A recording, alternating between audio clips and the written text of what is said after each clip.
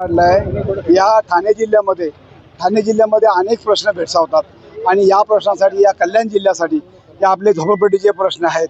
आपल्या ह्या कल्याण डोंबिवलीमध्ये 72-76 झोपडपट्टी आहेत।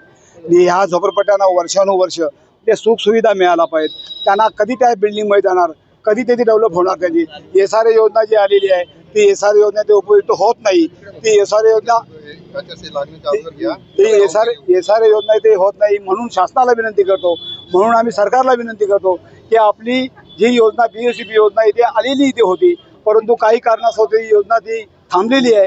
ती योजना चालू व्हावी झोपडपट्टीसाठी आणि लवकरात लवकर त्यांना घरं मिळावी। कारण मोस्टली त्या झोपडपट्ट्या ज्या बसलेल्या आहेत त्या झोपडपट्ट्या रेल्वेच्या जागेवर आहेत आणि रेल्वेची जागा इथे ही आपली SRA योजना लागू होत नाही, तर त्याच्यासाठी दुसरी योजना आणा की झोपडपट्ट्याला लागू होईल।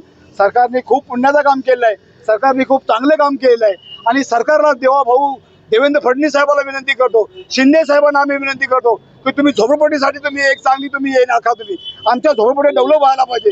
झोपडपट्ट्यामध्ये राहणारा माणूस हा गरीब माणूस आहे, तो एका जातीचा माणूस नाही, तर अनेक जाती धर्माचे लोक जे राहतात त्या लोकांसाठी आपण काहीतरी करा आणि त्याच्यासाठी हा मोर्चा काढलाय। इथे मुस्लिम बांधवांचा कित्येक वर्षापासून प्रश्न हे होतोय, परंतु त्यांच्या प्रश्नासाठी कोण धावत नाही कोणी।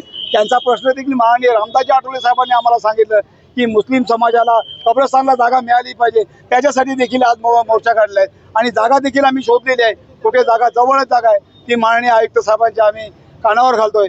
लोकनेते दिवंगत जगनदादा गायकवाड त्यांचा रेती बंदरला नाव दिलेलं आहे, तो रेती बंदरला नाव देताना त्यावेळेला या देशाचे उद्योग मंत्री मनोहर जोशी साहेबांच्या असे नाव दिलं आहे, आमचे धर्मवीर आनंद दिघे साहेबांच्या उपस्थितीमध्ये नाव दिलेलं आहे आणि म्हणून तिथल्या बहुजन समाजाने ठरवलेलं आहे की इथे लोकनेते दिवंगत जगनदादा गायकवाड ठाकुर्ली मोठागाव ते मानखुली जो ब्रिज झालेला आहे तो ब्रिज पाहिजे। जगन गायकवाड हा भूमिपुत्र आहे।